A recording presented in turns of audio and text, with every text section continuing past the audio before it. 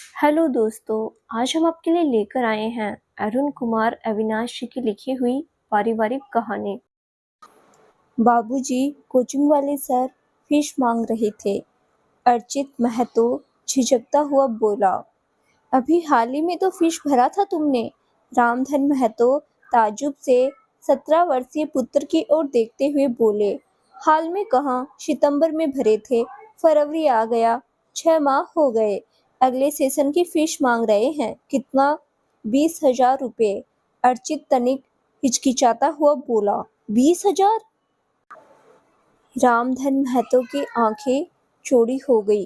मुंह से 20,000 ऐसे निकला था जैसे गुब्बारे से हवा निकल गई हो। जब थोड़ा संयत हुए तो बोले, 25,000 पहली बार जमा किया था, दूसरी बार 20,000, इसके बाद और कितनी मांगेगा? 2 बार 20,000 रुपये और जमा करने होंगे। अर्चित फिर हिचकिचाते हुए दबे स्वर में बोला, बेटा, ये कौन सी मुसीबत में फंसा दिया हमें। हम गरीब किसान हैं। मेरे पास एक मुश्त 85,000 रुपये होते तो मैं थोड़ा बहुत और इधर उधर से जुटा करके तुम्हारी एक बहन की शादी ही करवा देता। बाबूजी, मेरे भी तो जीवन और करियर का सवाल है। अर्चित आशा भरी नजरों से पिता की ओर देखता हुआ बोला, अभी तो तुम जाओ, मास्टर से महीना 15 दिन की मोहलत मांगना, जब तक मैं करता हूँ कुछ। रामधन महतो बेटे से नजरें चुराते हुए बोले। अर्चित फिर भी पिता के सामने खड़ा रहा। अब क्या है, वो रूम रेंट और दूसरे खर्चों के लिए भी पैसे देने हैं। अर्चित बहुत ही कठिनाई से बोल पाया, ओ हाँ, खूंटी पर से मेरा कुर्ता लाना। बिना प्लास्टर वाले ईंट की दीवार पर एक मोटी कील ठुकी हुई थी। उस पर रामधन महतो का कुर्ता टंगा हुआ था। अर्चित खूंटी से कुर्ता उतार कर पिता को पकड़ा दिया। रामधन महतो ने कुर्ते की ऊपरी जेब में हाथ डालकर रुपए निकाले। एक बार उन्हें थूक लगाकर गिना। 100 के कुल 25 नोट थे। रामधन महतो ने 100 रुपये अपने खर्चे के लिए रखकर शेष 2400 रुपये अपने बेटे के हवाले कर दिए। ये 2500 रुपये भी वे केवल शाम को ही गांव के बनिए को धान बेचकर लाए थे। अर्चित ने रुपये जेब में रखा, फिर अंदर वाले कमरे की ओर बढ़ा। आंगन में उसका कपड़ों का बैग और एक कट्टे में 20 किलो अनाज भरा हुआ था। अर्चित जब भी गांव आता था, इसी कट्टे में दाल चावल, गेहूं, चना, सत्तू जैसे विभिन्न प्रकार के कई अनाज की छोटी छोटी थैलियां भरकर पटना ले जाता था। बैग उठाने से पहले उसकी नज़र माँ पर पड़ी। माँ आंगन की दूसरी तरफ अपने कमरे की चौखट पर खड़ी थी और इशारे से उसे अपने करीब बुला रही थी। अर्चित अपनी माँ शकुंतला देवी के करीब गया। बेटे को करीब आते देख शकुंतला देवी खुद कमरे के अंदर चली गई। ये अर्चित के लिए स्पष्ट संकेत था कि वो भी माँ के पीछे पीछे कमरे में जाए। बाबूजी से रुपए मिले? शकुंतला देवी ने एक निरर्थक सा प्रश्न पूछा। घर के हालात उससे बेहतर कौन जानता था। घर चलाना भी तो उसी का काम था। सन 2012 में 20,000 रुपये एकदम से मध्यम वर्गीय आय वालों के घर से नहीं निकलता था। वे तो छोटे किसान थे, कुल 4 बीघा जमीन के मालिक। परिवार का भरण पोषण भी कठिनाई से हो पाता था। नहीं, बाबूजी के पास अभी पैसे नहीं है। अर्चित ने इनकार में सिर हिलाते हुए उदास स्वर में कहा, घर में इतने रुपए कभी नहीं होते। तू क्या जानता नहीं, पहले से बताकर रखता तो कुछ इंतजाम भी करते। मुझे भी 5 दिन पहले ही पता चला था। अब क्या करेगा? पता नहीं, बाबूजी कह रहे थे कि 15 दिन की कोचिंग वालों से मोहलत मांग लो। 15 दिन के बाद भी क्या कर लेंगे, तुझे पता है, कहकर शकुंतला देवी एक बड़े से संदूक का ताला खोली। संदूक में ढेरों कपड़े भरे हुए थे। उसमें कंबल और रजाई जैसी चीज भी थी।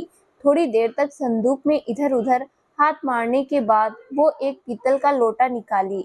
फिर उसमें से एक छोटी सी पोटली बरामद की। अर्चित इस पोटली को खूब अच्छी तरह से पहचानता था। इस पोटली में उसकी माँ अपने जेवर रखती थी। शकुंतला देवी ने कमरे में बिछे लकड़ी के बहुत पुराने पलंग पर एक जगह बिस्तर को हमवार किया, फिर उस हमवार जगह पर जेवर की पोटली पलट दी। गिनती के जेवर थे, 3 अंगूठियां, 2 जोड़ी कान के टॉप्स, 2 कंगन और एक सोने की जंजीर। माँ, तुम करना क्या चाहती हो? माँ का मंतव्य समझते हुए भी अर्चित विस्मय प्रदर्शन करता हुआ बोला, तेरी चाची बता रही थी कि इस साल सोने में आग लगा हुआ है। 30,000 से ज्यादा का भाव है। मेरी 2 अंगूठियां बेच देना, 25,000 से ज्यादा मिल जाएगा। अगली बार जब वापस आना तो बाकी पैसे लेते आना। 6 माह के बाद जब फिर फीस भरनी होगी तब और पैसे मिलाकर भर देना। माँ, मैं ये गहने नहीं बेच सकता। क्यों? क्यों नहीं बेच सकता? तुम्हारे पास यही तो अपना स्त्री धन है। मेरा असली धन तो तू है। पर ले जा, तू नहीं जानता पर मैं जानती हूँ कि तेरे बाबूजी फीस नहीं जुटा पाएंगे। जुटा पाएंगे भी तो इतनी जल्दी, 15 दिन में तो नहीं जुटा पाएंगे। अर्चित कुछ पल तक विचलित भाव से कभी माँ को तो कभी सोने की 2 अंगूठियों को देखता रहा। फिर धीरे से 2 अंगूठी उठाकर एक रुमाल में गांठ लगाकर अपनी पतलून की चोर जेब में रख लिया। शकुंतला देवी बाकी गहने वापस पोटली में भरने लगी। माँ, मेरी पढ़ाई पूरी हो जाने दो। ईश्वर ने चाहा तो एक दिन इन अंगूठियों के बदले में सोने के मोटे मोटे कंगन लाकर पहनाऊंगा। ईश्वर तेरी मनोकामना जरूर पूरी करेंगे। अब जल्दी से जा, नहीं तो स्टेशन से गाड़ी छूट जाएगी।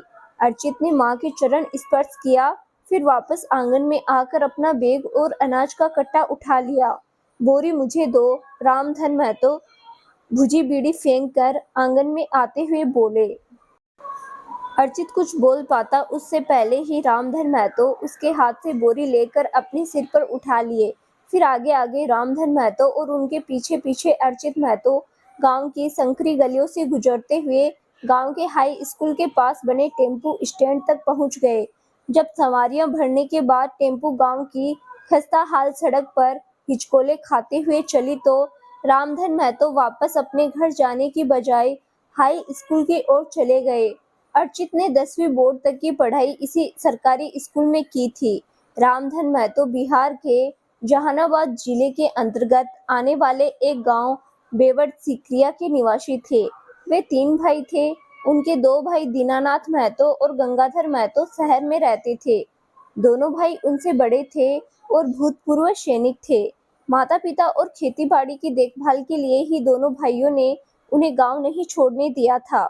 उनकी माँ जानकी देवी भी यही कहती थी कि 12 बीघा की जोत है, भूमि भी उर्वर थी, तरीके से सिंचाई हो जाती थी तो फसल लहलहा उठती थी। जब तक रामधन महतो के माता पिता जीवित रहे उन्हें गांव छोड़कर शहर जाने और धन कमाने की सुध ही नहीं रही थी।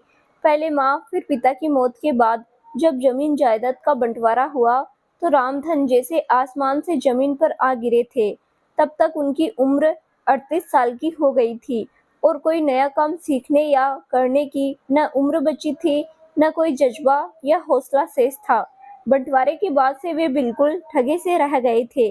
पिता की क्रिया के बाद जब दूर दराज के रिश्तेदार वापस अपने अपने गांव चले गए तब दोनों बड़े भाइयों ने, जो कि खुद भी दूर ही रहते थे और भविष्य में भी गांव में आकर रहने का उन दोनों भाइयों का कोई इरादा नहीं था, अब पैतृक संपत्ति में अपना अपना अधिकार चाहते थे।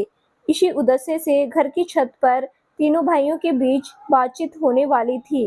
घर का बड़ा भाई होने के कारण घर का कर्ता धर्ता बड़े भाई दीनानाथ को होना चाहिए था, पर यह संभव नहीं था।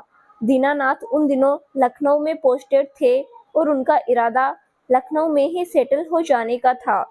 मंझले भाई गंगाधर महतो वर्तमान में जम्मू में पोस्टेड थे और पटना में उन्होंने भवन निर्माण के उद्देश्य से जमीन का एक टुकड़ा खरीद लिया था। मंझले भाई का ससुराल भी पटना में था और पूरी संभावना ये थी कि रिटायरमेंट के बाद वे पटना में ही रहेंगे।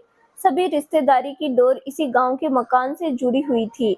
बहने, भुआ, चचेरे, ममेरा भाई बहन भी लखनऊ या पटना रिश्तेदारी निभाने नहीं जाने वाले थे।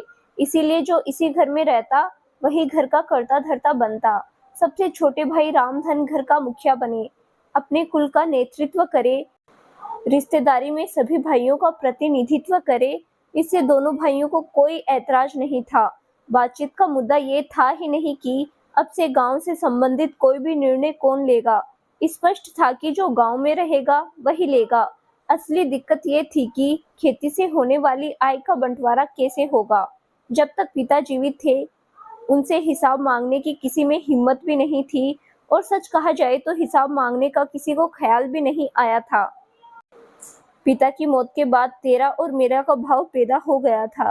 क्योंकि दोनों भाई गांव से बहुत दूर रहते थे और उनका बार बार गांव पर आ पाना संभव भी नहीं होता, और इस बार ज्यादा दिन की छुट्टी भी नहीं थी।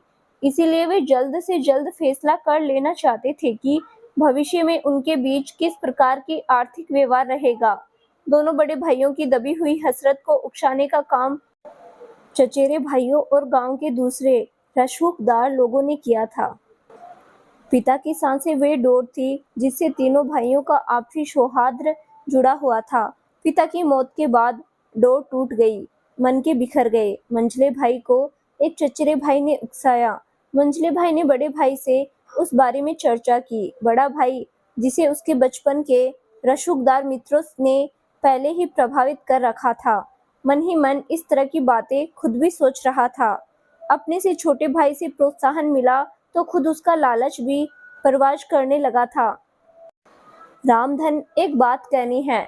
छत पर बिछी दरी पर जब तीनों भाई बैठ गए तो मंझला भाई गंगाधर महतो बोला, आप हुक्म कीजिए। रामधन महतो विनीत स्वर में बोला, बाबूजी की जिंदगी में घर का सारा कामकाज तुम ही देखते थे, पर घर के मालिक बाबूजी थे। उनका हर आदेश हम सभी भाइयों के लिए मान्य होता था। जी, अब चूंकि बाबूजी नहीं रहे, इसीलिए मैंने और बड़े भैया ने फैसला लिया है कि घर के मालिक तो तुम ही रहो। पर क्या? बड़े भैया आप बोलो। गंगाधर महतो दीनानाथ महतो से बोला। दीनानाथ थोड़ा असहज हुआ, फिर गला खंगार कर बोला, बात दरअसल ये है कि मुझसे कई लोग आकर पूछ रहे थे कि अब से मेरे हिस्से की जमीन पर खेती कौन करेगा। खेती कौन करेगा? खेतों में हिस्सा? तो ये बात है। रामधन महतो होठों में दोहराए। देखो, हम घर का बंटवारा नहीं चाहते हैं। घर जैसा है वैसा ही रहेगा। गाय बैल, बर्तन भांडे, दूसरे कृषि उपकरण में हमें कुछ भी नहीं चाहिए, पर खेती से जो आय होता है उसमें तो हमें हमारा हक मिलना ही चाहिए। दीनानाथ महतो बोले, अगर हम बंटाई पर भी किसी को खेती देंगे तो आधा फसल हमारा होगा। गंगाधर बोले, आप लोग अपने हिस्से की जमीन को बंटाई पर देना चाहते हैं? रामधन महतो कहीं खोते हुए बोले, कई लोग मुझसे इस बारे में पूछताछ भी कर गए हैं, पर मैं सोच रहा हूँ किसी और को बंटाई पर देने से अच्छा है कि हमारे खेतों पर तुम ही खेती करवाते रहो। फसल कटने के बाद हमारा जो हिसाब हो वो हमें दे देना। यानी कल तक जिन खेतों को मैं अपना खेत समझता था, अब से मैं उसे बंटाई पर जोतूंगा। कभी न कभी तो भाइयों में बंटवारा होना ही है, मगर आज सौहार्दपूर्ण वातावरण में बंटवारा हो जाए तो क्या बुरा है। दीनानाथ महतो इस तरह बोले जैसे वो न्यायाधीश हो और इंसाफ कर रहे हो। रामधन भले ही गांव में रहते थे, खेती बाड़ी करते थे, शहर जाकर नौकरी करके उन्होंने ज्यादा पैसा नहीं कमाया था, पर मूर्ख नहीं थे। उन्होंने भी 10वीं तक पढ़ाई की थी, पढ़ने लिखने में बुरे भी नहीं थे। कृषि कार्य में अधेड़ पिता की सहायता करते करते कब खुद भी पूर्णकालीन किसान बन गए, इसका उन्हें एहसास भी नहीं हुआ था। उनके दोनों भाई सेना में बहुत बड़े पद पर नहीं थे। स्कूल से हाई स्कूल पास करने के बाद सेना में भर्ती होने के लिए चले गए थे। लंबे डीलडोल और मजबूत शरीर के कारण दोनों भाई पहले प्रयास में ही चुन लिए गए थे। चयन प्रक्रिया में शैक्षणिक योग्यता जरूरी थी, पर दोनों के चयन में उनका लंबा चौड़ा, सुदर्शन कदकाठी और भागदौड़, भारी वजन उठाना, हाई जंप और लॉन्ग जंप में अव्वल आने ने ही महत्वपूर्ण भूमिका निभाई थी। रामधन समझ गए कि दोनों भाई बंटवारा तो चाहते थे, पर इस तरह की गांव में किसी को कानो कान खबर भी न हो कि पिता के मरते ही घर में बंटवारा हो गया था। दोनों भाइयों का स्वार्थ भी सिद्ध हो जाता और उनकी नाक भी ऊंची रह जाती। आप लोग किस तरह का बंटवारा चाहते हैं? रामधन विचार करके बोले। वो समझ गए थे कि जब बड़े भाई बंटवारा चाहते हैं तब गिड़गिड़ाने से कोई फायदा नहीं होने वाला था। आज निवेदन करके बंटवारे को टाला जा सकता तो कल भी बंटवारा होता, पर तब माहौल आज की तरह शांतिपूर्ण न होकर शत्रुतापूर्ण होता। एक तरीका ये है कि हर खेत के 3 हिस्से कर दिए जाए, जो कि किसी भी लिहाज से ठीक नहीं होगा। खेत छोटे हो जाएंगे और बेचते समय भी ठीक से कीमत नहीं मिल पाएगा।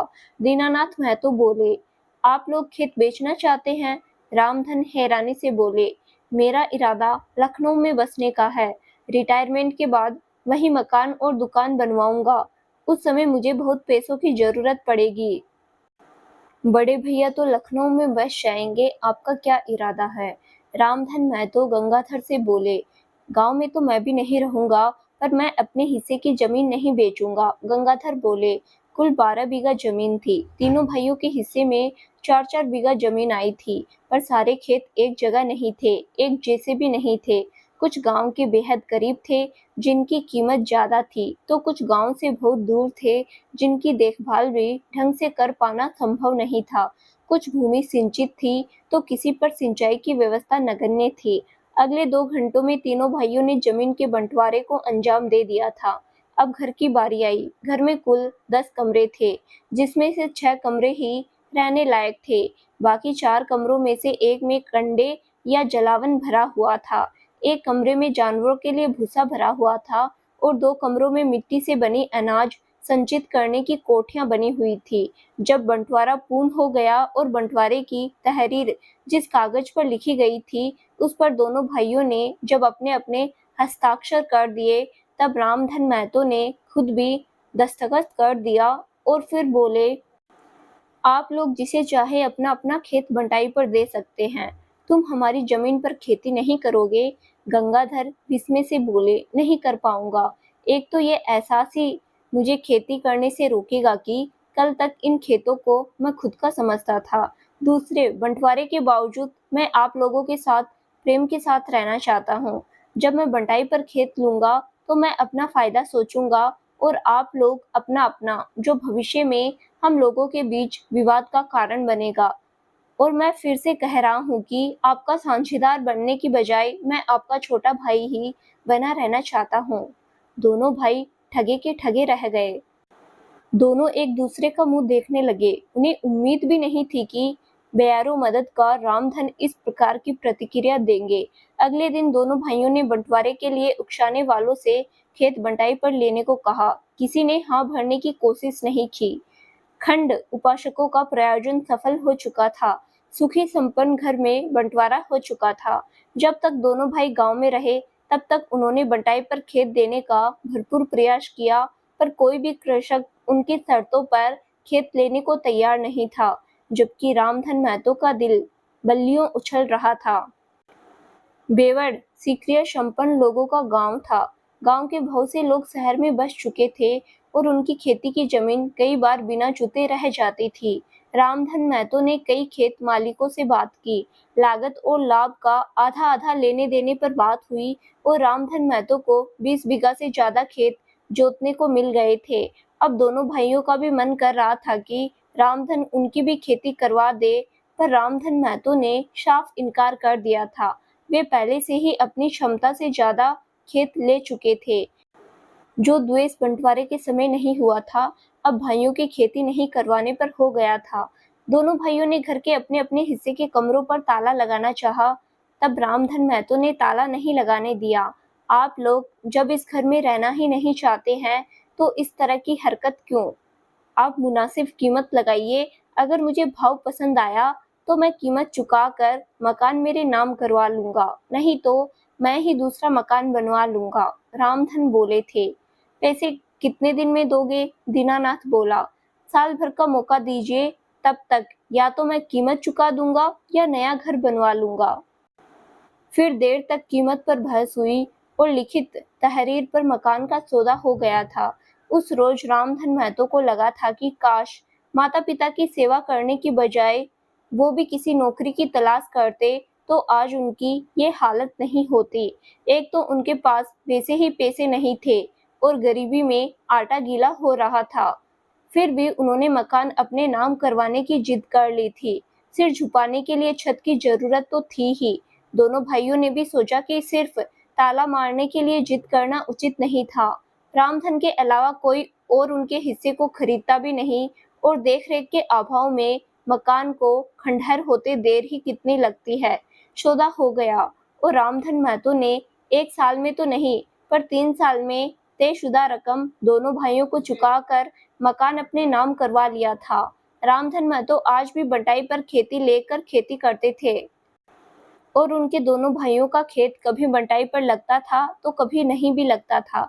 दोनों भाइयों को लगा था कि वे बहुत आसानी से खेत बेच लेंगे, पर ऐसा हो ना सका।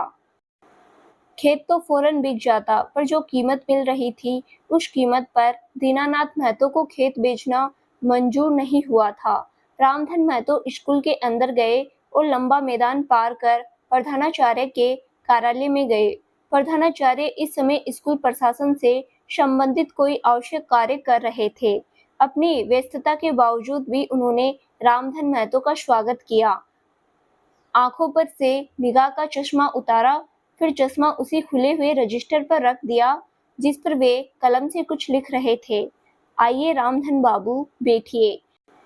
जब रामधन महतो प्रधानाचार्य के सामने रखी गई विजिटर्स चेयर्स में से एक पर बैठ गए, तब प्रधानाचार्य मुस्कुराए, फिर बहुत ही अपनत्व भरे स्वर में बोले, कैसे हैं मास्टर साहब? हालात बहुत खराब है। क्या हो गया? घर में सब कुशल मंगल तो है? कुशल मंगल ही तो नहीं है, अब तो स्त्री के गहने बिकने की भी नौबत आ गई है। पहेलियां ना बुझाओ, साफ साफ कहो कि बात क्या है। मास्टर साहब, आपके कहने पर मैंने अर्चित को पटना कोचिंग क्लास ज्वाइन करवा दिया, पर मेरी माली हालत ऐसी नहीं है कि मैं उसकी पढ़ाई का खर्चा झेल पाऊं। आज अर्जित की माँ ने कोचिंग की फीस भरने के लिए अपने गहने बेचने के लिए दिए हैं। कल खेत बेचना पड़ सकता है। हो सकता है कि बेटे को पढ़ाने में खेत बिक जाए, घर भी बिक जाए। फिर भी मैं कहूँगा कि रामधन महतो, आप खुशनसीब है जो घर में पढ़ने वाला ऐसा बालक पैदा हुआ है।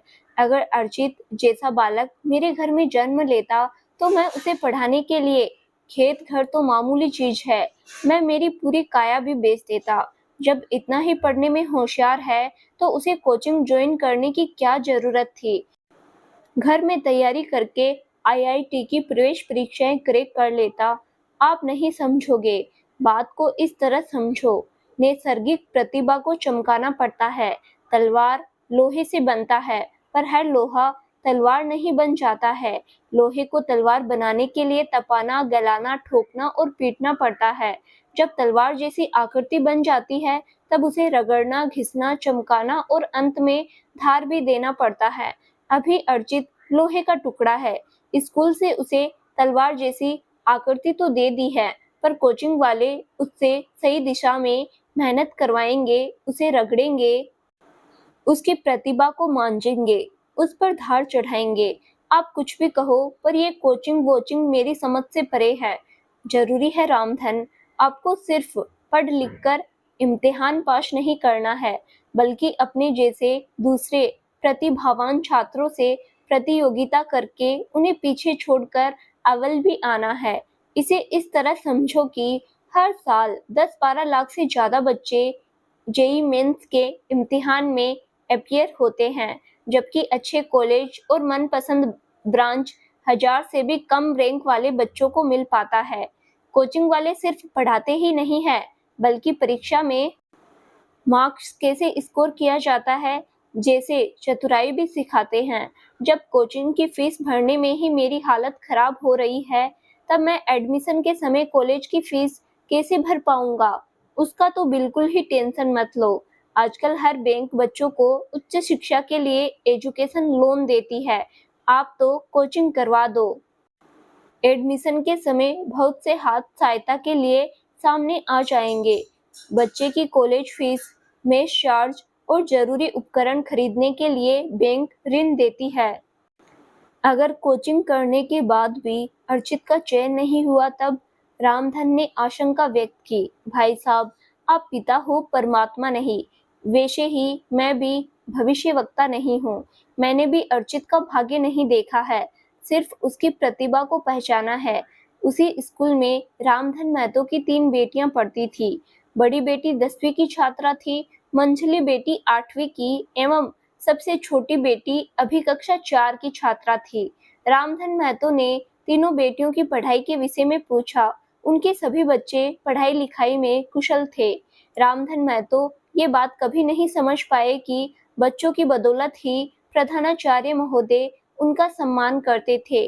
पढ़ाई में जो बच्चे कमजोर थे, उनके पिता की भी प्रधानाचार्य की नज़र में कोई इज्जत नहीं थी। जब प्रधानाचार्य महोदय ने अपना चश्मा उठाकर वापस पहन लिया, तो रामधन महतो भी प्रधानाचार्य को नमस्कार करके अपने घर के लिए रवाना हो गए। रास्ते में कुछ याद आया तो घर न जाकर पंचायत भवन की ओर चले गए। शाम ढले अभी ज्यादा वक्त नहीं हुआ था। रात के 7 बज रहे थे। दिन भर इधर उधर भटकने के बाद रामधन महतो घर लौटे। आंगन में गड़े हैंडपंप पर जाकर उन्होंने हाथ पांव धोया, फिर ओशरा में खाना खाने वाली तख्त पर बैठ गए। बड़ी बेटी नेहा ने बिना कुछ कहे एक थाली में खाना परोस कर ला दिया था। थाली में दर्जन भर रोटियां और ढेरों सब्जी थी। अभी रामधन ने 2 ही रोटी खाई थी कि बेटी एक कमरे से एक बहुत बड़ा कटोरा ले आए। कटोरे में 1 लीटर खूब उबला हुआ गुलाबी रंगत का दूध था।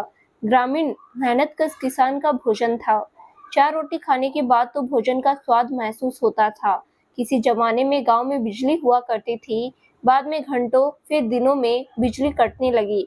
एक समय ऐसा भी आया था कि बिजली ही नहीं, सदा के लिए बिजली के तार भी कट गए थे और कई जगह से बिजली के खंभे भी गायब हो गए थे। देश में संचार क्रांति आई तो लोगों को मोबाइल फोन रखने की इच्छा हुई। अब समस्या ये थी कि मोबाइल की बैटरी कहाँ चार्ज की जाए, तो कुछ लोगों ने मोबाइल चार्जिंग का व्यापार शुरू कर दिया था। वे जनरेटर से या बड़ी बड़ी बैटरियों से लोगों का मोबाइल चार्ज कर देते थे और एक बार चार्ज करने के बदले में 5 रुपए तक चार्ज कर लेते थे। खाना सूखी लकड़ी, धान की भूसी या कंडे पर बनता था। प्रकाश के लिए केरोसिन की कुप्पी या लालटेन जलाया जाता था। खाना खाने के बाद रामधन महतो ने एक बड़ी बीड़ी जला ली, फिर गांव की चौपाल पर चले गए। रामधन महतो की आयु इस समय मात्र 42 वर्ष की थी। पत्नी शकुंतला देवी उनसे सिर्फ 2 साल छोटी थी, अर्थात 40 साल की थी। शकुंतला जब 20 साल की हो गई थी, तब उनकी शादी हुई थी और 23 साल की उम्र में वो अर्चित को जन्म दे चुकी थी। आज अर्चित 17 साल का था। उससे छोटी बहन नेहा 15 साल की, पूनम 13 साल की और सोनम अभी 9 साल की थी। गांव के शासकीय विद्यालयों में तीनों बहनें पढ़ रही थी। गांव के चौपाल पर भजन मंडली जमी हुई थी। ढोल, मंजीरा, पेटी बाजा अपनी अपनी धुन बिखेर रहे थे और बारी बारी से लोग अपनी गायन प्रतिभा का प्रदर्शन कर रहे थे। रामधन महतो खुद अच्छे गायक थे, पर आज उनका मन गाने का नहीं था। रात के 9:30 बजे जब भजन मंडली अपने अपने घर की ओर रवाना हो गई, तब मजबूरन रामधन महतो को भी अपने घर की ओर रुख करना पड़ा। रामधन महतो अमूमन ड्योढ़ी में बिछी खाट पर सोते थे। जब कभी ठंड ज्यादा हो या तबीयत खराब महसूस हो रही हो या पत्नी से मिलने बातचीत करने की इच्छा हो, तभी पत्नी के शयन कक्ष में जाते थे। घर आकर उन्होंने एक बार फिर से हाथ पांव धोया, कुल्ला किया, हैंडपंप पर ही पेट भर पानी पिया, फिर पत्नी के कमरे में जाने से पहले बेटियों के कमरे में गए। तीनों बेटियां बगल वाले कमरे में बैठी हुई थी। एक लालटेन जल रहा था और सबसे बड़ी बेटी नेहा महतो लालटेन की रोशनी में अपनी स्कूल की कॉपी में कुछ लिख रही थी। 9 साल की सोनम तख्त पर लेटी हुई थी और आंखें बड़ी बड़ी करके पिता की ओर देख रही थी। जब पिता पुत्री की आंखें मिली, तब सोनम निश्चल भाव से मुस्कुराई। बदले में रामधन भी मुस्कुरा पड़े। आज मेरे स्कूल में क्यों आए थे? सोनम ऐसे पूछी जैसे कोई भूली हुई बात उसे एकाएक याद आई हो। किसी ने शिकायत की थी कि सोनम स्कूल में पढ़ती नहीं है, केवल सहेलियों के साथ बातचीत करती रहती है। झूठ, मैं भी क्लास में फर्स्ट आती हूँ और बातचीत मैं नहीं, दूसरी लड़कियां करती है। वो तो ये भी बता रहा था कि होमवर्क भी पूरा नहीं करती हो। फिर झूठ, मेरी कॉपी दिखाऊं? मैं स्कूल से घर आते ही स्कूल का पूरा काम कर लेती हूँ। सोनम गुस्से से बोली, मैं क्या जानता नहीं, मैं तो वैसे ही मजाक कर रहा था, रामधन महतो ने कहा। फिर आगे बढ़कर सोनम का गाल थपथपा कर दुलार किया, फिर कमरे से बाहर निकलते हुए बोले, सोने से पहले दरवाजा अंदर से बंद कर लेना और लालटेन बुझा लेना। जी बाबूजी, नेहा ने कहा, फिर कुर्सी छोड़कर उठ गई। कौन सा जेवर दिया बेचने को? रामधन महतो पलंग पर बैठने के बाद धीरे से बोले, अर्चित ने आपको ये भी बता दिया शकुंतला देवी हैरानी से बोली। उसने बताया होता तो ये भी बता दिया होता कि माँ ने बेचने के लिए क्या दिया है। फिर आपको कैसे पता चला? जरा सा दिमाग लगाया तो सब समझ आ गया। लड़का पूरे रास्ते में मुझसे फिर से फीस के बारे में चर्चा नहीं किया था। यानी उसकी जरूरत पूरी हो गई थी। तुम्हारे पास 20,000 लायक और क्या चीज हो सकती है जो जेब में समा जाए? सोचा तो जवाब मिला, तुम्हारे जेवर। कमाल है।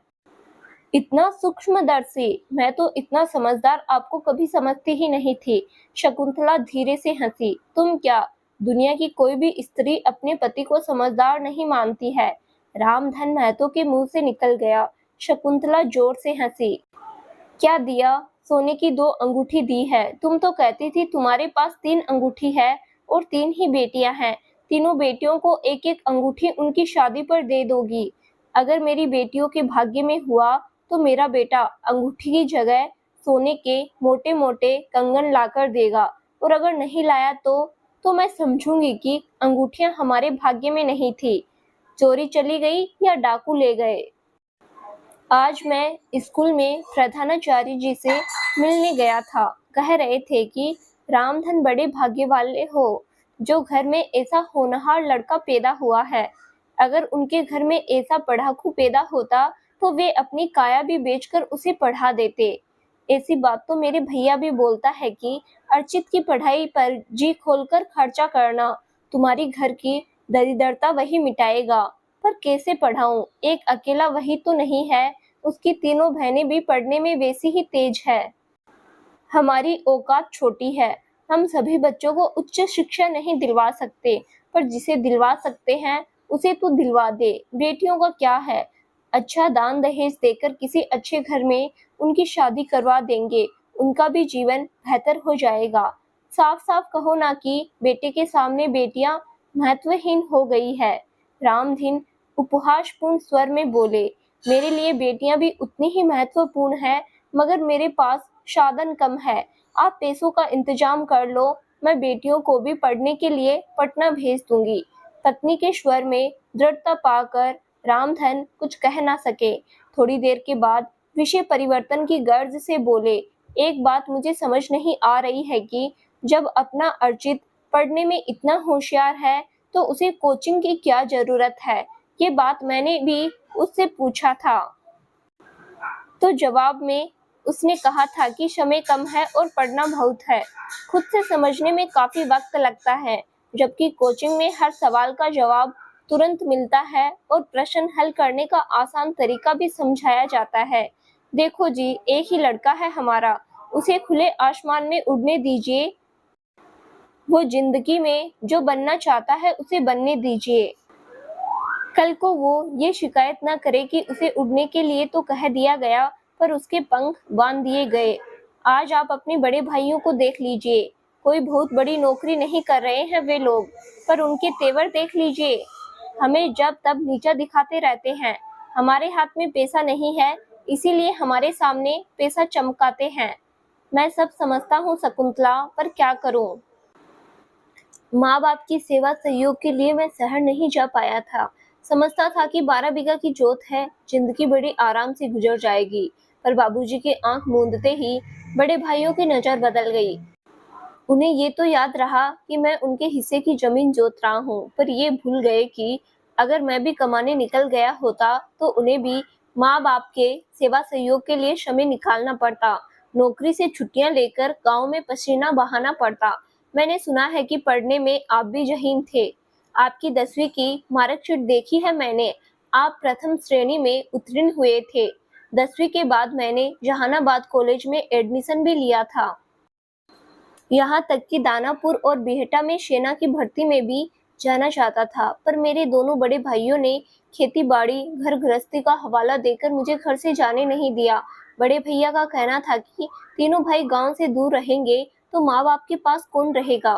खुद मेरे बाबूजी नहीं चाहते थे कि मैं भी उन्हें छोड़कर गांव से बाहर जाऊं। जब तय हो गया कि मुझे गांव में ही रहना है और खेती बाड़ी करवाना है तो मैंने कॉलेज जाना ही छोड़ दिया था। आपके साथ जो हुआ वही अगर आप भी अपने बेटे के साथ कीजिएगा तो आपके बाबूजी और आप में फर्क क्या हुआ? माँ बाप भी अपने स्वार्थ में बच्चों का भविष्य बिगाड़ देते हैं। रामधन महतो आह भरते हुए बोले, जाने दीजिए, जो हो गया वो हो गया। बीता हुआ समय पलट कर नहीं आता। हाँ, पर उसकी कसक तो रह जाती है। आज अगर मैं नौकरी कर रहा होता तो बच्चों को पढ़ाने के लिए तुम्हें गहने नहीं बेचने पड़ते, मुझे खेत बेचने के लिए नहीं सोचना पड़ता। लगता है आपके मन से गहने जा ही नहीं रहे हैं। हर्षाने के उद्देश्य से शकुंतला विनोदपूर्ण स्वर में बोली, कैसे जाए? वे गहने हमारे अच्छे दिनों की यादगार है। माँ बाबूजी ने हमारी शादी पर तुम्हें दिए थे। माँ के मरने पर माँ के गहनों का तीनों बहुओं में जो बंटवारा हुआ था, उसमें से भी कुछ गहने तुम्हें बाबूजी ने दिया था। मेरे पास कभी इतने पैसे हुए ही नहीं कि मैं तुम्हारे लिए कोई गहना बनवा पाता। छोड़िए इन बातों को। एक बार बेटा सफल हो जाएगा, फिर गहने भी फिर से बन जाएंगे और हमारे दूसरे अरमान भी पूरे हो जाएंगे। मान लो तुम्हारी मनसा पूरी नहीं हुई तो कौन सी मनसा? अगर बेटा सफल नहीं हुआ या सफलता पाकर तुमसे किया वादा भूल गया तो भगवान करे कि अगर इन्हीं दो विकल्पों में से कुछ होना है तो बेटा अपना वादा भूल जाए। मेरा अंगूठी या कंगन पहनना जरूरी नहीं है, पर उसका सफल होना जरूरी है। मैं फिर से पूछ रहा हूँ, हमारे सारे प्रयासों के बावजूद अगर लड़का सफल नहीं हो पाया तो क्या? कुछ भी नहीं। समझ लूंगी कि एक सपना था जो पूरा नहीं हुआ। लड़के ने कोशिश तो की थी, पर ईश्वर अभी और इम्तिहान लेना चाहता है।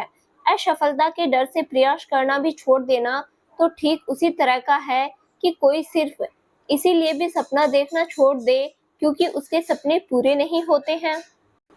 सपने देखने के चक्कर में हम हकीकत से इतनी दूर भी नहीं चले जाएं कि हमारे हाथ में फिसलता हुआ रेत भी नहीं बचे। एक ही तो लड़का है हमारा, इसे ही हम नहीं पढ़ाएंगे तो कौन पढ़ाएगा? यानी जमीन खेत घर सब बेच दूं, हमारे बाद भी तो उसी का होगा। मैं नहीं चाहती कि मेरा बेटा भी हमारी तरह खेतों में बैल के साथ जुते। अगर पढ़ लिख कर किसी काबिल बन गया तो कोई बात ही नहीं, अगर न बन सका तो जोतने के लिए उसके पास खेत ही नहीं होगा। मगर हम क्या करेंगे? हमारे खाने पीने का क्या साधन होगा? दूसरे बच्चों का क्या होगा? केवल बेटे को पढ़ाने में सब कुछ नहीं बिक जाएगा, और बिक भी जाए तो गम नहीं। इस गांव में बंटाई पर इतनी जमीन मिल जाती है कि हमारा भरण पोषण आराम से हो जाएगा। आज शरीर में जो ताकत है वो हमेशा नहीं रहेगा। जब हम थक चुके होंगे, खेती करने में सक्षम नहीं होंगे, तो कोई हमें जोतने के लिए खेत क्यों देगा? नहीं देगा तो नहीं देगा, बिना जोखिम लिए कुछ नहीं होता। तरकारी काटते समय भी हाथ पहशूल से कटने का अंदेशा रहता है। चूल्हा जलाते समय हाथ जलने का डर सताता है। शकुंतला देवी तनिक आक्रोश से बोली, क्या बात है, बड़ी ऊंची ऊंची बातें करना सीख गई हो। रामधन महतो प्रशंसात्मक स्वर में बोले। शकुंतला देवी हया से मुस्कुराई। मैं यहीं सो जाऊं? घर आपका है, मेहरारू भी आपकी है, जहां मर्जी हो वहां सो जाइए।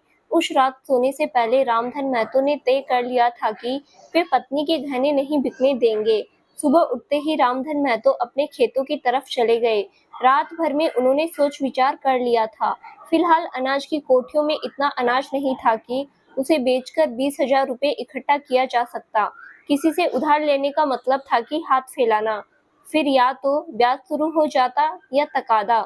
झूठ बोलकर, झूठे आश्वासन देकर रुपए लेना और तय वक्त पर नहीं लौटा पाना अच्छे और भले मित्र को शत्रु बनाने जैसा काम था।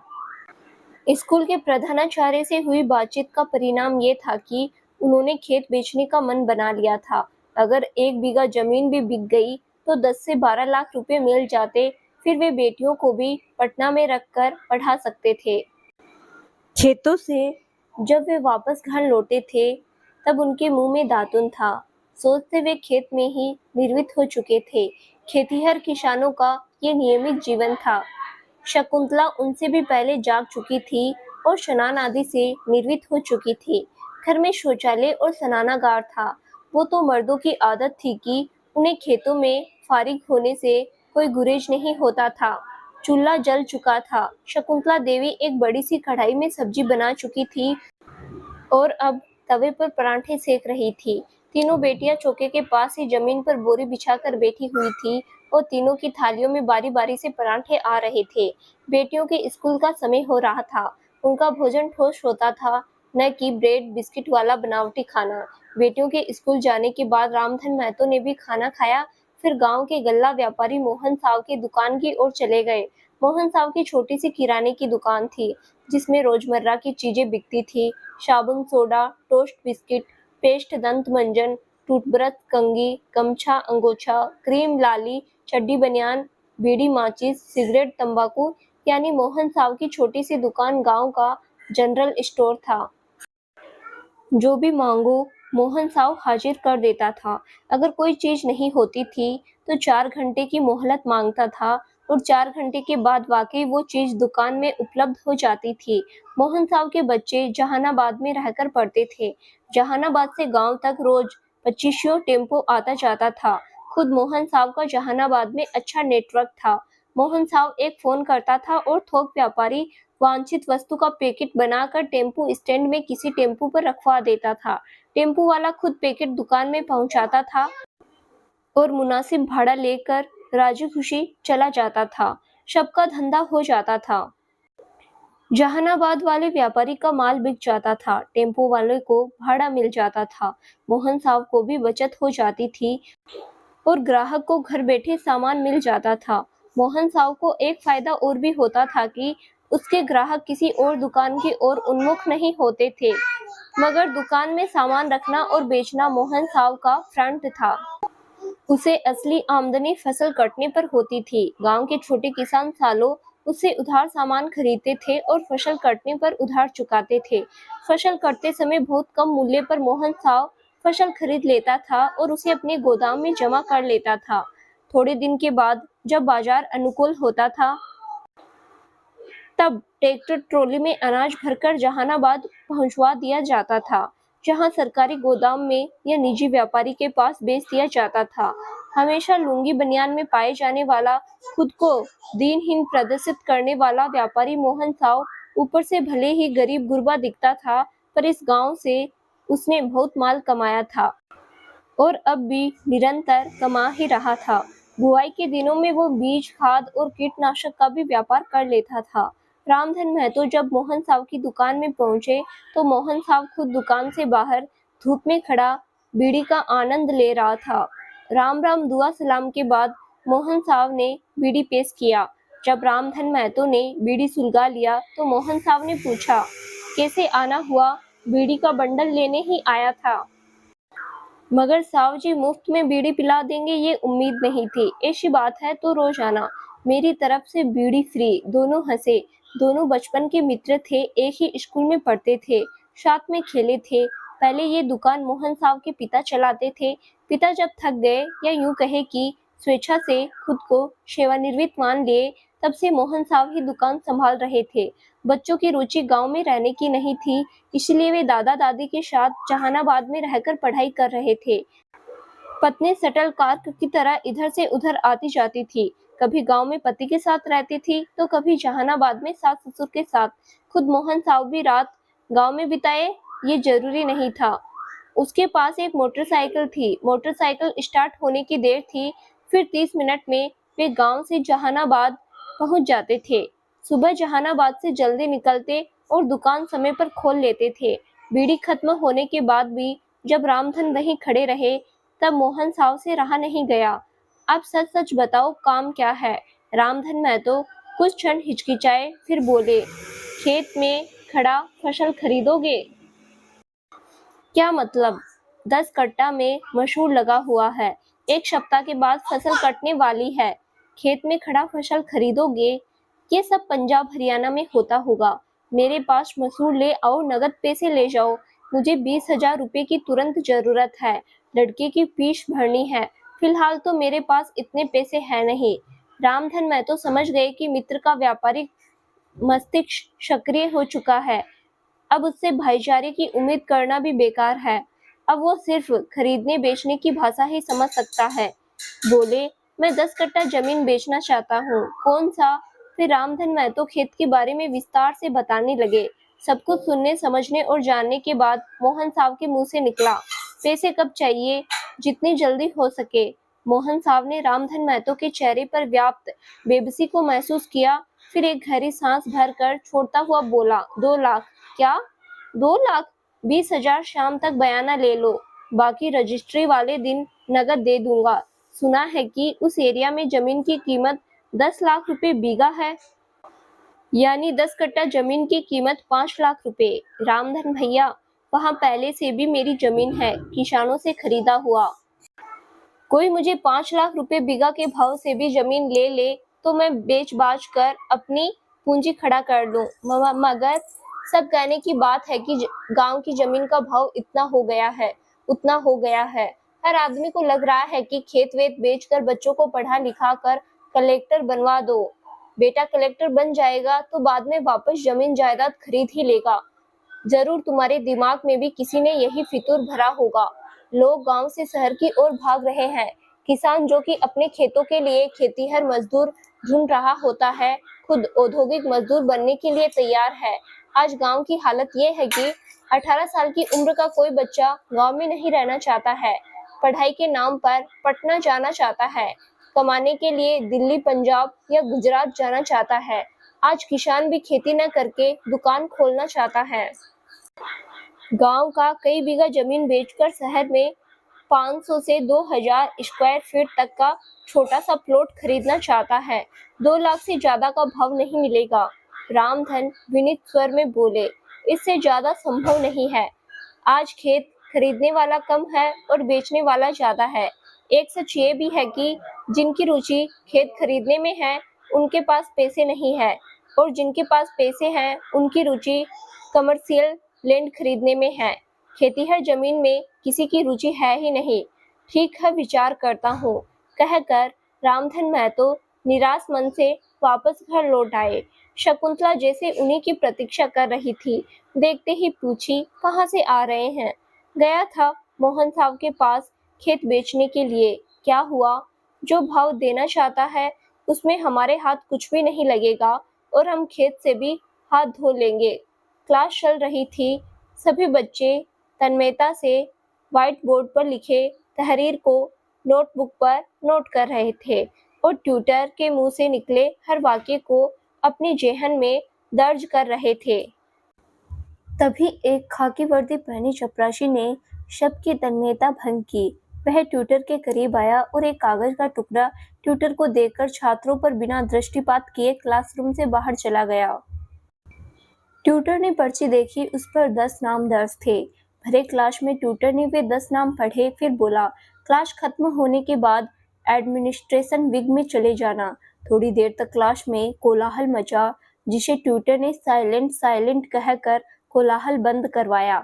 बच्चे तो चुप हो गए, कोलाहल भी शांत हो गया, पर जिन बच्चों का नाम पुकारा गया था उनके दिल की हालत खराब थी।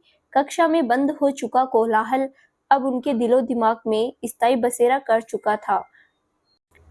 तकरीबन के साथ लगभग एक जैसी समस्या ही थी। किसी के घर से पैसा नहीं आया था, किसी के घर में पैसा था ही नहीं, तो कोई अर्चित की तरह घर से माँ के गहने लेकर आया था। क्लास में एक बार फिर से पढ़ाई चालू हो गई थी, पर जिन बच्चों का नाम उचेरा गया था उनके मन में शांति नहीं थी। अर्चित भी उन्हीं में से एक था।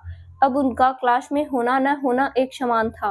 व्हाइट बोर्ड पर लिखे अक्षर उनके लिए बेमानी थे। कक्षा में दिया लेक्चर भी उनके कानों तक ही पहुंचा था, दिमाग तक पहुंच पाने में सफल नहीं हो पाया था। क्लास खत्म होने के बाद अर्चित बाकी लड़कों के साथ एडमिनिस्ट्रेशन विंग में गया। अपनी बारी आने पर वो फिश क्लर्क से मिला। अर्चित महतो। फिश क्लर्क अर्चित को आपाद मस्तक एक बार देखा, फिर एक कागज पर निगाह डालता हुआ बोला, यार, एक तो तुम्हें पहले से ही 50% की छूट मिली हुई है, उस पर भी फीस जमा करने में देरी कर रहे हो। इसी 50% के झांसे में तो वो फंस गया था। दोस्तों के देखा देखी उसने भी कोचिंग की स्कॉलरशिप के लिए आवेदन किया था। संयोग ऐसा हुआ था कि जिस दोस्त के कहने पर वो एप्लीकेशन फॉर्म भरा था, उसे तो स्कॉलरशिप नहीं मिला, पर अर्चित को छूट मिल गई थी। अर्चित को घर के हालात मालूम थे, पर कोचिंग वालों के पढ़ाने का स्टाइल उसे पसंद आ रहा था। उसे लगता था कि अगर उसने पूरी कोचिंग ले ली और खुद को पढ़ाई में पूरी तरह से झोंक दिया तो उसे सफलता मिलनी ही मिलनी थी। यही कारण था कि वो निरी गाय की तरह सब कुछ बर्दाश्त कर रहा था। बहुत ही अदब से वो फिश कलरक से बोला, सर, मैं घर गया था पैसों का इंतजाम करने, पर अभी नगद मिल नहीं पाया है। नगद मिल नहीं पाया है, इसका क्या मतलब हुआ? फिश कलरक भड़का। अर्जित ने अपनी पैंट की चोर जेब से सोने की 2 अंगूठियां निकालकर फिश कलरक के सामने रख दी। ये क्या है? जिस भी सुनार के पास इसे बेचना चाहता हूँ, वे इसे चोरी का माल समझकर इतना कम भाव देना चाहता है कि बेचने की इच्छा ही नहीं होती है। अगर आप बिकवा दीजिए तो बड़ी कृपा होगी। कोई रसीद है? रसीद ही तो नहीं है। माँ से पूछा था तो माँ ने बताया था कि दोनों अंगूठियां माँ को उसकी शादी पर बड़ी चाचियों ने दिया था। 20 साल पहले कौन सुनार से रसीद मांगता था? अगर मांगा भी होगा तो मुंह दिखाई में मिली अंगूठी की रसीद कौन मांगता है? एक काम करो, तुमसे पहले गणेश आया था, उसे भी माँ के झुमके बेचने हैं। मैंने उसे कनक ज्वेलर्स का पता बताया था, तुम भी उसी के साथ चले जाना। शाम को बेचकर कल तक फीस जमा करवा देना। जी, कोशिश करता हूँ, कहकर अर्चित वहां से बाहर निकल गया और अब उसकी आंखें गणेश राय को ढूंढ रही थी। देश में शिक्षा की इतनी महिमा गाई जाती थी कि माता-पिता बच्चों को पढ़ाने के लिए कुछ भी, बल्कि खुद को भी बेचने के लिए अभिशप्त थे। सबके ज़हन में ये बिठा दिया गया था कि सिर्फ शिक्षा ही वो साधन है जिससे उनका भविष्य सुधर सकता है। अच्छे और बड़े शिक्षण संस्थानों में पढ़ने के लिए भी प्रवेश परीक्षा उत्तीर्ण करनी पड़ती थी, यानी तकनीकी या रोजगार परक व्यावसायिक शिक्षण संस्थानों में प्रवेश पाने के लिए भी खूब पढ़ना पड़ता था। कहने को शिक्षा रोजगार पाने का साधन था, जबकि सच ये था कि वर्तमान शिक्षा पद्धति सरकारी नौकरी पाने का साधन भर था। वो भी सबको नहीं मिल सकता था और जिसे मिलता था उसे भी काम करने के लिए अलग से कोई ट्रेनिंग कोर्स करवाया जाता था। उसी शाम अर्चित गणेश रॉय के साथ कनक ज्वेलर्स के शोरूम में पहुंचा। शोरूम में पुराने जेवर खरीदने का अलग ही सेक्शन था। एक बहुत ही काया बूढ़ा काउंटर पर बैठा हुआ था। जैसे ही अर्चित ने दोनों अंगूठियां निकालकर दिखाई और उन्हें बेचने की मनसा जाहिर की, बूढ़े की निगाहें संदिग्ध हो गई। दोनों को अपाद मस्तक घूरता हुआ बोला, चोरी करके लाए हो? हम आपको चोर लग रहे हैं, गणेश भड़का। तो और क्या लग रहे हो? तुम्हारे जैसे नए नए जवान हो रहे छोकरे ट्रेन या बस से लोगों का सामान लेकर उतर जाते हैं। गणेश भड़क कर फिर कुछ कहना चाहता था, पर अर्चित ने इशारा करके उसे चुप किया। बोला, अंकल, कोचिंग इंस्टीट्यूट की फीस भरनी है। फीस कलरक ने आपके शोरूम का नाम पता देकर भेजा है। कोचिंग इंस्टीट्यूट वाले अक्सर ऐसे मजबूर छात्रों को भेजते रहते थे, इसीलिए बुड्ढे का मिजाज बदला। बोला, रसीद है? नहीं है। आधार कार्ड और इंस्टीट्यूट के आई कार्ड की फोटोकॉपी लेकर आओ और फोटोकॉपी के पीछे लिखकर लाना कि ये जेवर तुम्हारे घर का है, तुम चोरी करके बेचने नहीं लाए हो, किसी जरूरत के कारण तुम्हें बेचना पड़ रहा है। इसके बदले में मुझे कितना रुपया मिल जाएगा? अर्चित बोला। बुड्ढे ने कसौटी निकाली, दोनों अंगूठियों को बारी बारी से कसौटी पर घिसा, परखा, फिर वजन कर कुछ आंकलन किया, फिर बोला, आज के रेट का 70% अगर नगद चाहोगे तब। अगर बदले में कोई नया जेवर खरीदोगे तो 80% तक रिटर्न मिल जाएगा। पिछली बार जब अर्चित ने माँ से फोन पर बात किया था तब माँ ने कहा था कि जो मिल जाए लेकर फीस भर देना। कोचिंग वाले फीस कलरक के कारण अर्चित को ठीक ठाक भाव मिल रहा था। अर्चित ने बहस नहीं की, चुपचाप अपने आधार कार्ड और कोचिंग इंस्टीट्यूट के आइडेंटिटी कार्ड की जेरोक्स कॉपी निकलवाई, फिर जेरोक्स कॉपी की पीठ पर जैसा बुड्ढे ने कहा था वैसा आवेदन लिख दिया था। उस साल वाकई सोने का भाव बढ़ा हुआ था। दोनों अंगूठियों के बदले अर्चित को 22,500 रुपये मिले थे। रुपए मिलने के बाद अर्चित ने जरा सा भी विलंब नहीं किया था। उसी शाम फीस कलरक के पास पैसे जमा कराकर रसीद ले ली थी। फीस के मामले में वो जरा सी भी लापरवाही नहीं बरत सकता था। अगर फीस की रकम गुम हो जाती तो वो सिर्फ आर्थिक नुकसान ही नहीं होता, बल्कि उसका मुस्तकबिल शाह अंधेरे में गुम हो जाता। अर्चित फीस भरकर एडमिनिस्ट्रेशन विंग से बाहर निकला, फिर सेल्फ स्टडी रूम की ओर जा ही रहा था कि उसकी नजर दिव्या पर पड़ी। दिव्या एकटक उसी की ओर देख रही थी। अर्चित ने अपने थके हुए परेशान चेहरे पर रुमाल फेरा, फिर सूखाए होठों को जुबान से गीला करने के बाद दिव्या की ओर देखकर जबरन मुस्कुराने की कोशिश किया। दिव्या ने वाटर बोतल अर्चित की ओर बढ़ा दिया। अर्चित ने 2 घूंट पानी पिया, फिर बोतल दिव्या को लौटा दिया। थैंक्स, वो होठों में बुदबुदाया। फीस भर दी? हाँ। अंगूठियां बिक गई? हाँ। कितने में बिकी? क्या करोगी जानकर? दिव्या, ये मेरी बदनसीबी है कि मेरे माता पिता आर्थिक रूप से विपन्न है। अगर वे समर्थवान होते तो भरे क्लास में क्यों मेरा नाम नहीं पुकारा जाता। तुम हमेशा विपन्न नहीं रहोगे। अगर तुम जैसे स्टूडेंट भी लाइफ में कुछ अचीव नहीं कर सके तो हम जैसों का तो भगवान ही मालिक है।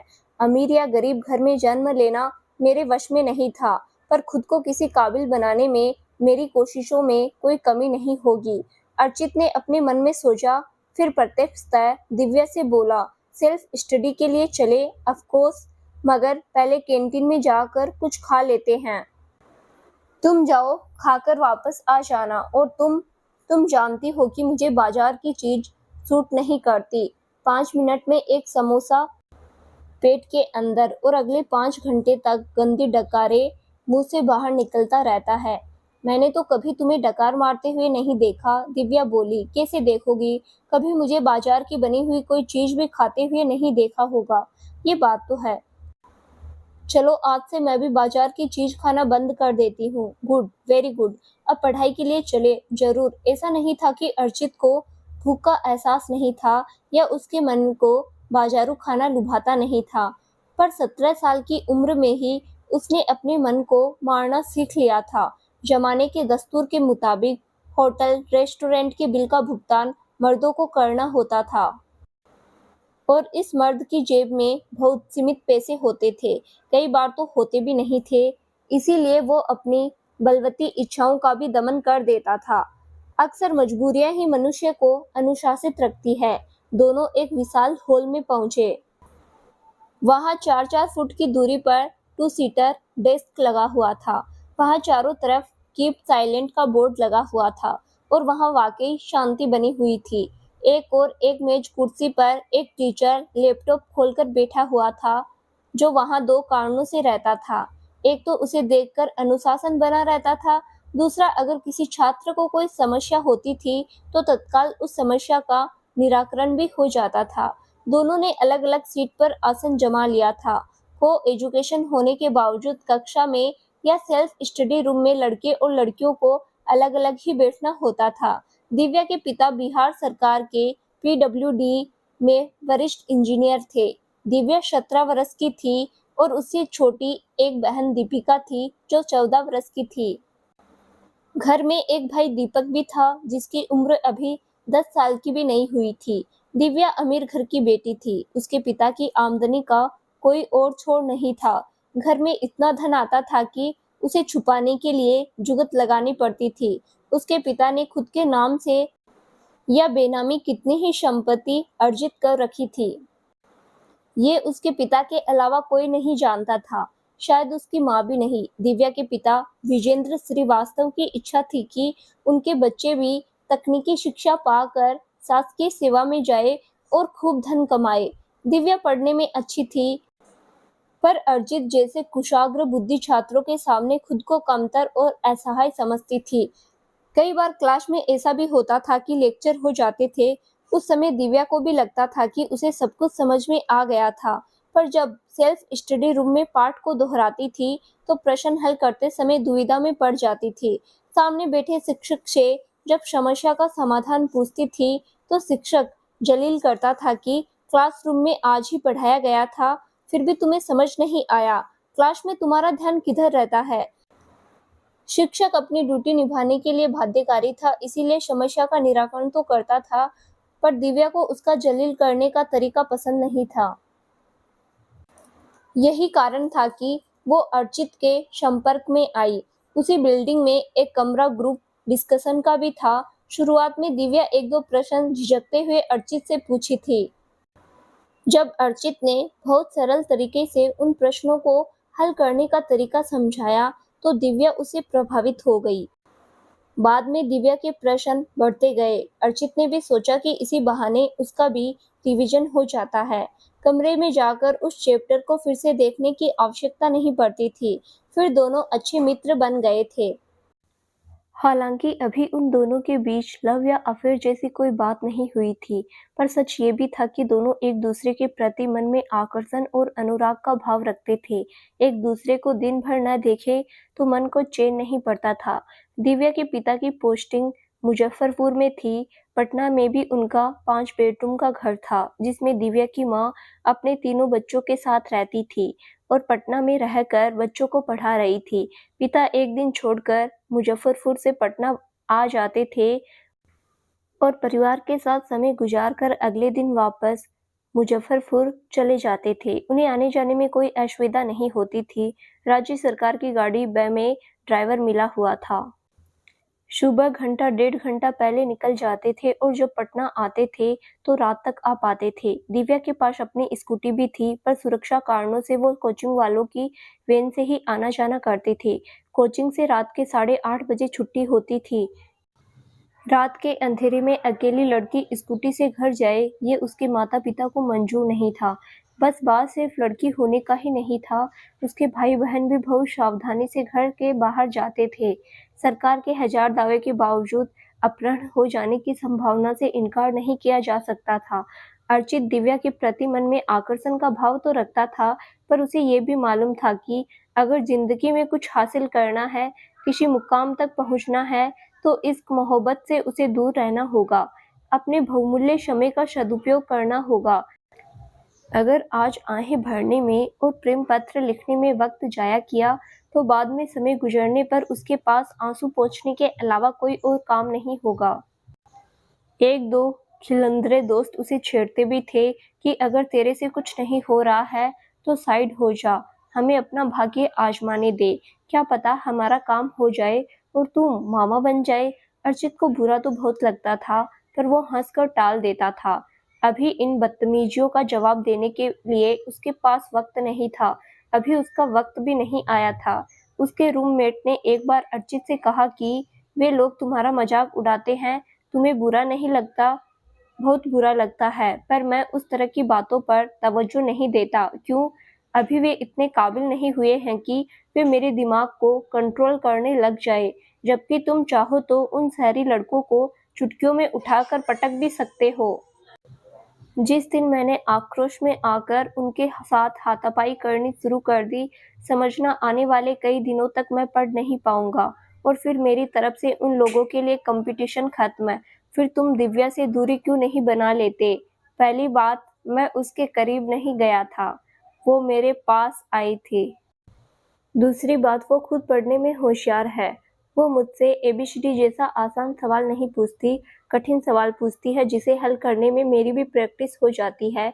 और तीसरा और सबसे अहम बात, क्या दिव्या के पास किताबों का खजाना है। हर सब्जेक्ट पर हर मकबूल ऑथर की किताबें हैं, जिसे खरीद पाना हमारे बस की बात नहीं है। उसके पास जो मोबाइल है, उस पर भी कुछ फटाफट अपलोड या डाउनलोड हो जाता है। हम लोगों के मोबाइल में अभी चक्री ही घूम रहा होता है और उसके मोबाइल पर फाइल खुल जाती है। मैं और दिव्या एक दूसरे से फायदा उठा रहे हैं, पर उस तरह का नहीं जो इन सड़े हुए लोगों के दिमाग में आता है। इस तरह की चर्चा सिर्फ बॉयज ग्रुप में ही नहीं होता था, बल्कि गर्ल्स ग्रुप में भी होता था। लड़कियां दिव्या को छेड़ती, उसे उसकी पसंद घटिया बताती, कहती कि अर्चित की हालत यह है कि उसके पास पहनने के लिए भी ढंग के कपड़े नहीं है, गिनती के 3 या 4 शर्ट पैंट है, किताबें भी वो तुमसे मांग कर पढ़ता है। उसे मैं जानबूझकर मेरी किताबें पढ़ने को देती हूँ। दिव्या कहती, जानबूझकर? वो क्यों?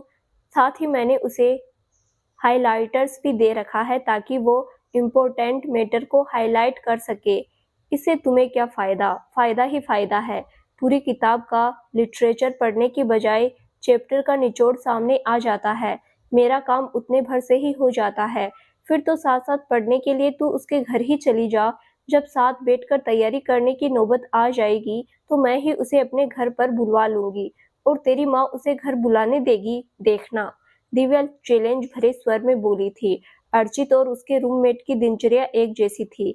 दोनों का खाना भी एक साथ बनता था और मेनू भी रोज रोज लगभग एक जैसा ही होता था। नाश्ते में अंकुरित दाने, जिसमें मूंग, चना, मूंगफली, गेहूं और मोठ जैसा अनाज होता था। दोपहर के खाने के लिए वे रोटी सब्जी बनाकर टिफिन बॉक्स में भर लेते थे और रात में डीवीसी यानी दाल भात चोखा। डीवीसी पटना में रहकर पढ़ रहे सभी लड़कों का पसंदीदा आहार था। 20 मिनट में प्रेशर कुकर में सेपरेटर की मदद से खाना तैयार। ईंधन और समय दोनों की बचत हो जाती थी। एक छोटा सा कमरा उन लोगों ने किराए पर ले लिया था, जो किचन भी था और बेडरूम भी। बिस्तर समेटकर खाना बना लिया जाता था और किचन समेटकर शयन कक्ष।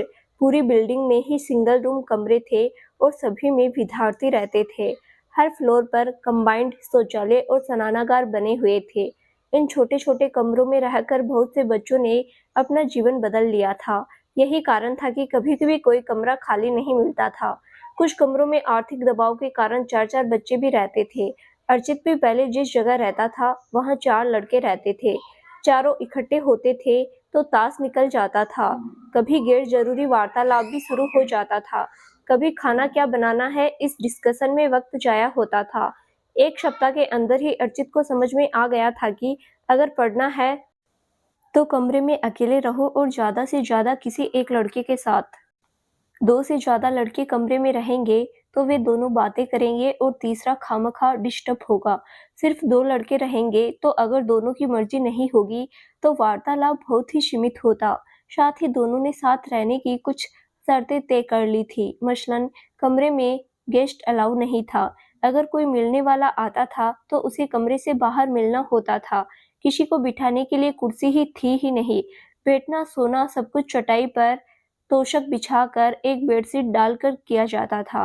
विद्यार्थी जीवन था जहाँ विलासिता के लिए कोई स्थान नहीं था। ईंधन के लिए 5 किलो वाला एलपीजी गैस का सिलेंडर था। बर्तन के नाम पर गिनती के बर्तन थे, मगर दोनों का गुजारा हो जाता था।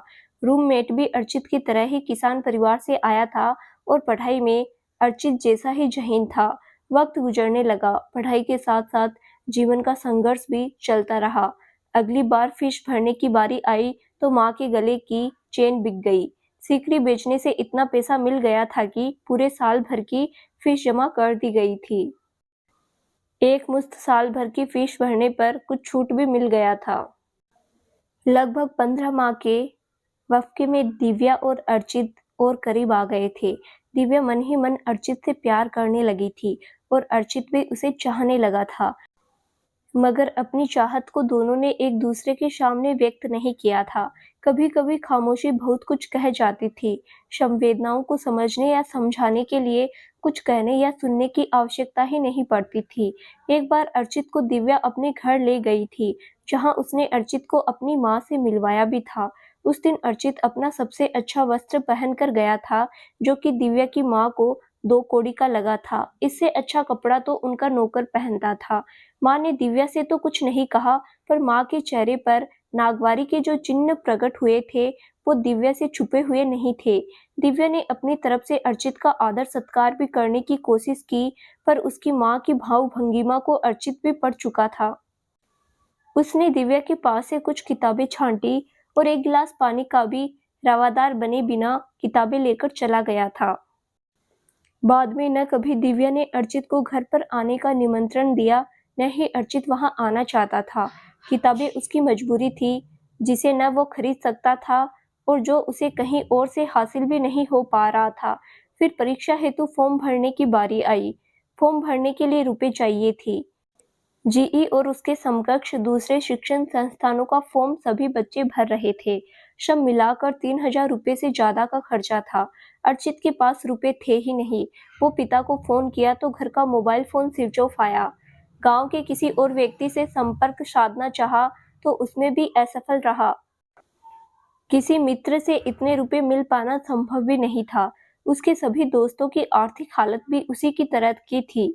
उसने निर्णय लिया कि अगले दिन वो सुबह वाली मेमू गाड़ी से गांव चला जाएगा, फिर घर से पैसे लेकर शाम होते होते वापस पटना आ जाएगा। इस विचार से वो अभी एक दिन की छुट्टी का आवेदन पत्र लिख ही रहा था कि उसकी डेस्क पर दिव्या आ गई। कल छुट्टी क्यों ले रहे हो? दिव्या दबे स्वर में बोली।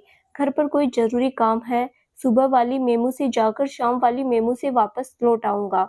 अर्चित भी वैसे ही दबे स्वर में बोला। मैं जानती हूँ तुम्हारा जरूरी काम। दिव्या का स्वर अभी भी दबा हुआ था। अर्चित की भंवे उठी। अभी बहुत इम्पोर्टेंट क्लास चल रही है, मिस करना ठीक नहीं है। अगर बात सिर्फ एग्जाम फीस भरने के लिए घर से रुपए लाने की है तो मत जाओ। नहीं जाऊं तो पैसे कहाँ से लाऊं? अनायास ही अर्चित के मुंह से निकला। मेरे पास है। आज जब कैफे में मेरा फॉर्म भरूंगी तो तुम्हारा भी भर दूंगी। मगर वो सब बातें बाद में, अभी सेल्फ स्टडी करो, कहकर दिव्या अपनी डेस्क पर चली गई। शाम हुई। दूसरे अभ्यर्थियों की तरह वे भी साइबर कैफे पर पहुंचे। मैं तुमसे पैसे नहीं ले सकता, अर्चित बोला। मैं तुम्हें पैसे दे भी नहीं रही हूँ। जब रविवार को घर जाना तब घर से पैसे लाकर मुझे लौटा देना। अगर मैं नहीं लौटा पाया तो कुछ नहीं, मैं घर पर कह दूंगी कि ड्रेस खरीदने के लिए जो 5,000 रुपये पापा से मिले थे वो कहीं गिर गया। थोड़ी डांट पड़ेगी। थोड़ा चीजों को संभाल कर रखो। माँ का ज्ञान वर्षा भी होगी। 15 दिनों के बाद पैसे सावधानी से रखना जैसे हिदायत के साथ। फिर ड्रेस खरीदने के लिए 5,000 रुपये मिल जाएंगे। दिव्या लापरवाही से बोली। मेरी हेल्प करने के लिए तुम अपने पापा से डांट खाने के लिए भी तैयार हो? अर्चित तनिक हैरान होता हुआ बोला। मैं तुम्हारे जितना इंटेलिजेंट तो नहीं, पर बिल्कुल काठ का उल्लू भी नहीं हूँ। इंसान की परख मुझे भी है। क्या परखा है तुमने मुझे? यही कि बेसिकली तुम ईमानदार आदमी हो और आर्थिक रूप से भले ही मजबूर हो, पर किसी भी सूरत में बेईमान नहीं हो। आदतन कोई भी झूठा या बेईमान नहीं होता, पर इंसान की मजबूरी उससे झूठ बुलवा देती है, बेईमानी करवा देती है। छोड़ो, हम ये किस तरह की बातें कर रहे हैं। मैं इस संडे को या अगले संडे को जब भी गांव गया तुम्हारे पैसे लाकर लौटा दूंगा। जब मर्जी हो लौटा देना। हमारा नंबर आ गया है, फॉर्म भर ले। जरूर। दोनों ने जीई और कुछ दूसरे शिक्षण संस्थान का भी फॉर्म भरा। फॉर्म भरने के बाद अर्चित बोला। दिव्या, आज तुम्हारे कारण मेरा कम से कम 2 दिन खराब होने से बच गया। वो कैसे? जब पैसे के लिए अपने गांव जाता तब एक दिन आने जाने में खराब होता। कोई जरूरी नहीं है कि घर में मेरी जरूरत भर पैसे हो ही। पिताजी को पैसों का इंतजाम करने में भी समय लग सकता है, जबकि आजकल एक एक दिन का इम्पोर्टेंट है। एक भी क्लास मिस करना भारी पड़ सकता है। तुम पैसों की परवाह मत करना, बल्कि पैसे लेने के लिए कभी घर भी मत जाना। घर नहीं जाऊंगा तो तुम्हारे पैसे कैसे लौटाऊंगा? मेरे पैसों की टेंशन मत लो। न भी लौटाओगे तो चलेगा। फिर तुम्हारे पापा, मुझे जो पॉकेट मनी मिलती है तुम्हारे चक्कर में, मैं उसे खर्च नहीं कर पाती। मेरे चक्कर में तुम पिज्जा बर्गर खाते नहीं हो। तुम्हारे कारण अब मैंने भी रेस्टोरेंट या पिज्जा हट जाना छोड़ दिया है। इस तरह मेरे पास 10,000 से ज्यादा की बचत हो गई है। अर्चित दिव्या से खुद की तुलना किए बिना नहीं रह सका। उसके पास अति आवश्यक जरूरतों को पूरा करने के लिए पैसे नहीं होते थे, और दिव्या दोस्तों और सहेलियों के बीच 2-4 हजार रुपये को बेदर्दी से खर्च कर देती थी। चलो, फॉर्म तो भर गया, अब ईश्वर ही जाने कि मेरा क्या होगा। दिव्या साइबर कैफे की सीढ़ियां उतरती हुई बोली। ये सवाल तो मुझे भी खाए जा रहा है। अनायास ही अर्चित के मुंह से निकल गया। तुम्हारा सिलेक्शन तय है। सोचना तो हम जैसों को पड़ रहा है। ऐसी बात नहीं है। जब मैं गांव से यहाँ आया था तो मुझे लगता था कि पढ़ाई में मेरे जैसा कोई नहीं। मैं बहुत आसानी से सबको पछाड़ दूंगा। मेरे अलावा कोई और अव्वल हो ही नहीं सकता। मगर 4 दिन क्लास लेने के बाद ही मुझे लगने लगा कि मेरे जैसे बहुत है, और कई तो मुझसे भी बहुत अच्छे हैं। दिव्या, यहाँ सिर्फ पास नहीं करना है, बल्कि रेस में अव्वल आना है। सही कह रहे हो। अपनी क्लास में मैं भी टॉप ही करती थी, तभी तो घर वालों को मुझसे उम्मीद जगी और मुझे कोचिंग ज्वाइन करवाया गया। पर अपनी असली औकात मुझे यहाँ कोचिंग के बच्चों के बीच पता चली।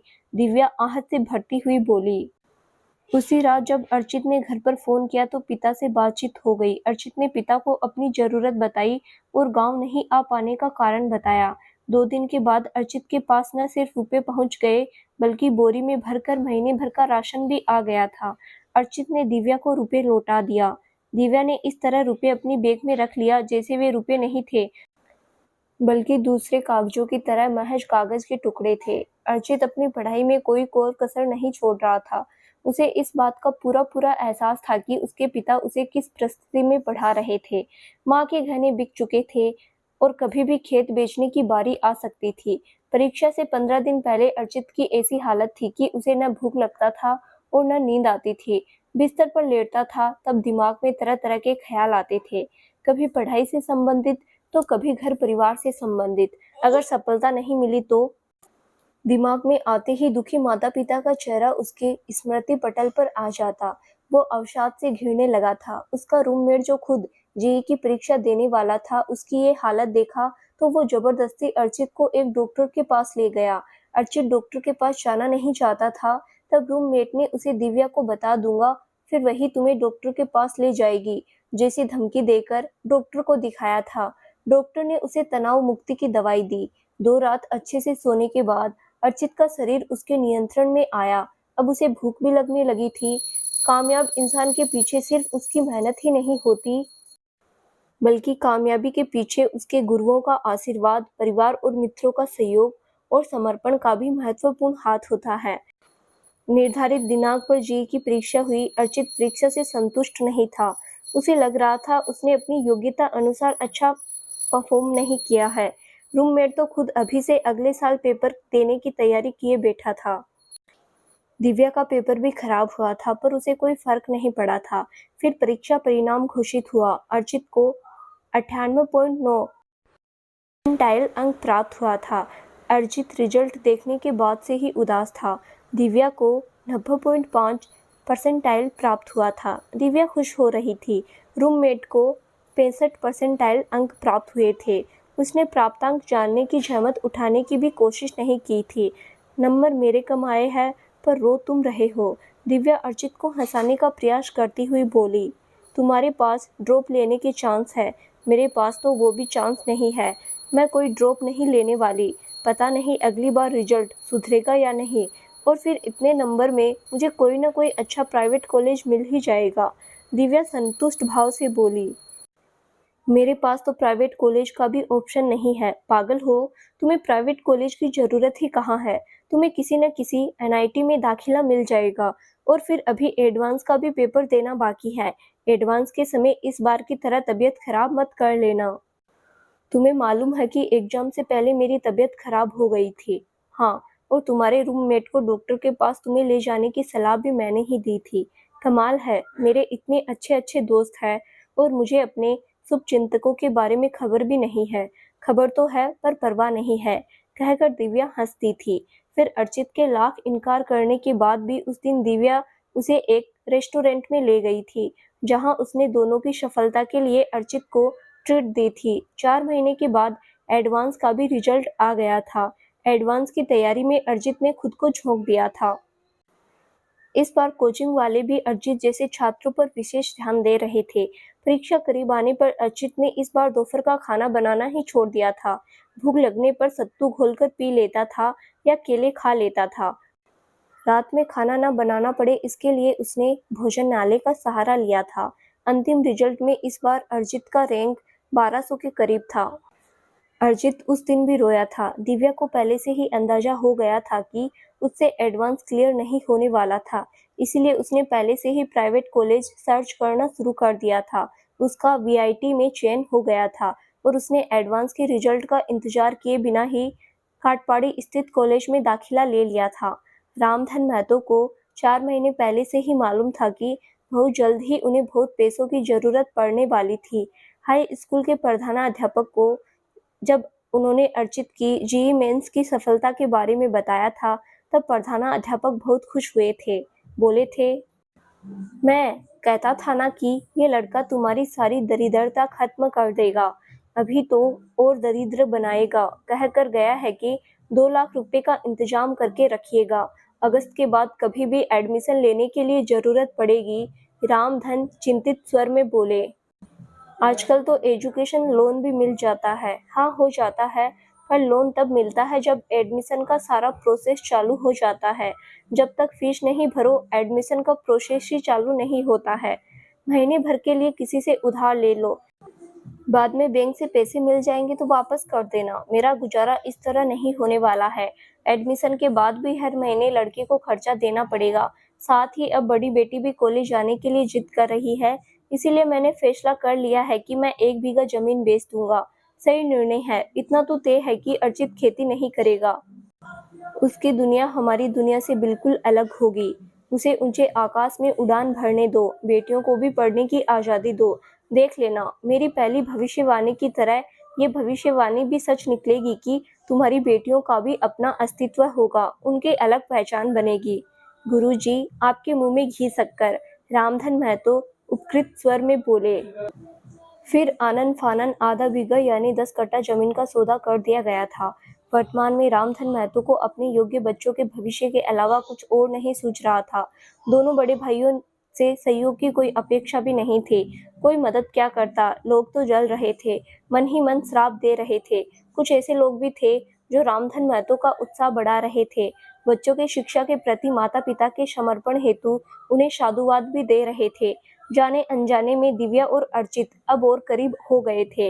एडवांस क्लियर होने के बाद अर्चित को आईआईटी चेन्नई में इलेक्ट्रिकल ब्रांच मिल गया था, वहीं दिव्या को काटपाड़ी में वीआईटी में कंप्यूटर साइंस मिल गया था। थोड़े दिन के अंतराल के बाद दोनों तमिलनाडु चले गए थे और अपने अपने कॉलेज में पढ़ने लगे थे।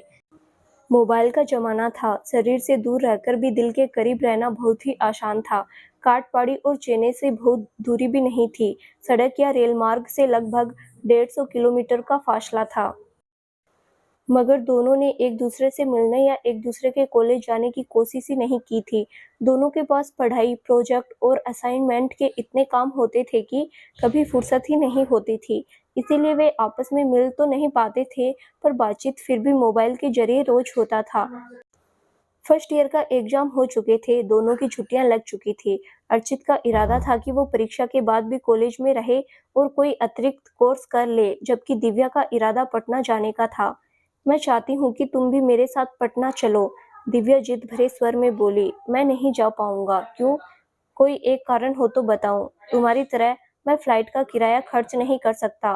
फ्लाइट तो छोड़ो, मैं तो ट्रेन का किराया खर्च करने की भी कंडीशन में नहीं हूँ। अगर टिकट मैं निकलवा दूँ तो मैंने काम सीखने के इरादे से कुछ सीनियर्स के साथ कुछ असाइनमेंट ले रखे हैं। एक तो मुझे काम सीखने का मौका मिलेगा और दूसरे कुछ कमाई भी हो जाएगी। मैं कुछ नहीं जानती, तुम्हें मेरे साथ पटना चलना ही होगा। मैं ट्रेन का फर्स्ट क्लास का टिकट निकलवा रही हूँ। फर्स्ट क्लास का टिकट? अरे इतने खर्चे में तो तुम बाई ईयर भी जा सकती हो। एयर टिकट मिलना भी तो चाहिए, अभी अभी सर्च किया है, एक गाड़ी में फर्स्ट क्लास का कंफर्म टिकट मिल रहा है। मैं टिकट बुक करवा रही हूँ, कहकर दिव्या ने फोन काट दिया था। अर्चित असहाय भाव से फोन को देखा, फिर लगातार दिव्या के मोबाइल पर रिंग करने लगा। दिव्या ने हर बार उसका फोन काट दिया था। अजीब मुसीबत थी, वो दिव्या को साफ साफ इनकार भी नहीं कर सकता था। घर जाने की इच्छा उसे भी थी, पर वो ज्यादा से ज्यादा स्लीपर क्लास की टिकट खरीदना अफोर्ड कर सकता था। ऐसे फर्स्ट क्लास का डब्बा तो उसने अभी तक बाहर से भी नहीं देखा था। 2 घंटे के बाद दिव्या का फोन आया। हेलो, अर्चित आतुर स्वर में बोला। मैंने तुम्हारे जाने और आने का टिकट निकलवा लिया है। 1 सप्ताह के बाद का रिटर्न टिकट है। दिव्या, तुम जानती हो कि तुम्हारी और मेरी औकात एक जैसी नहीं है। मैं फर्स्ट क्लास फेयर अफोर्ड नहीं कर सकता। आज से 3 साल के बाद मेरी सैलरी अगर तुम्हारी सैलरी से आधी भी हुई तो मैं समझूंगी कि मैंने कॉलेज में खूब पढ़ाई कर ली। दिव्या गंभीर स्वर में बोली। देखो, तुम देखो, मैं अकेली लड़की फर्स्ट क्लास कूपे में किसी अजनबी पैसेंजर के साथ तो ट्रैवल करने से रही। तुम मेरे साथ रहोगे तो मुझे डर नहीं लगेगा। अगर किसी कारण तुम नहीं चलोगे तो मैं दोनों सीट खुद अवेल कर लूंगी। वापसी में क्या करोगी? आऊंगी तो उधर से भी ट्रेन से ही, क्योंकि आते समय मेरे पास सामान ज्यादा होगा। मगर 1 महीने के बाद? पर तुम्हारी वापसी का 3rd एसी का कंफर्म टिकट निकलवा लिया है। तुम वापस आकर अपना असाइनमेंट पूरा कर लेना। अर्चित ने कुछ विचार किया, कुछ कैलकुलेशन किया, फिर अपने सीनियर से बात की, फिर दिव्या को हाँ कर दी। यात्रा वाले दिन अर्चित सुबह ही हॉस्टल छोड़ दिया था। ट्रेन के जनरल डब्बे में बैठकर चेन्नई से काटपाड़ी रेलवे स्टेशन चला गया था। उनकी ट्रेन शाम को थी। दिव्या भी समय से काफी पहले स्टेशन आ गई थी। वेटिंग रूम में बैठे अर्चित पर नजर पड़ते ही दिव्या का दिल धक से रह गया। जी चाहा कि फिल्मों की तरह वो सब सामान छोड़ छाड़ कर दौड़ पड़े और अर्चित की बाहों में समा जाए। वेटिंग रूम से अगर दूसरे मुसाफिर नहीं होते तो वो ऐसा कर भी लेती। उसने चेयर पर बैठे हुए अर्चित को आवाज दी। अर्चित उठकर उसके करीब आया और उससे उसका ट्रॉली बैग लेना ही चाहता था कि दिव्या खुद पर काबू न पा सकी। दिव्या ने जोर से अर्चित की कलाई पकड़ ली। अर्चित को अपनी कलाई दुखने का एहसास हुआ। मिनट भर वैसी ही हालत में रहने के बाद दिव्या की आंखें बरस पड़ी। क्या हुआ? हैरान होता हुआ अर्चित बहुत धीरे से पूछा। कुछ नहीं, दिव्या ने कहा, फिर मुंह फेरकर अपने दुपट्टे से अपनी आंखें पोंछ ली। दोनों ने कदम बढ़ाए, फिर अर्चित के सामान के पास अपना सामान रखकर दोनों अगल बगल कुर्सियों पर बैठ गए। कुछ तो हुआ है तुम्हें? अर्चित दिव्या की आंखों में झांकता हुआ बोला। तो दोस्तों आगे क्या होगा? क्या अर्चित अपने माता पिता की महत्वाकांक्षाओं को पूरा कर पाएगा, जिन्होंने अर्चित के भविष्य के लिए अपने गहने और जमीन सब कुछ बेच दिया था? और दूसरी तरफ अर्चित और दिव्या की बढ़ती नजदीकियां। कहानी में आगे कौन सा मोड़ आने वाला था, जानने के लिए इस कहानी का अगला भाग जरूर देखें, जो बहुत जल्द ही इस चैनल पर प्रसारित किया जाएगा। धन्यवाद।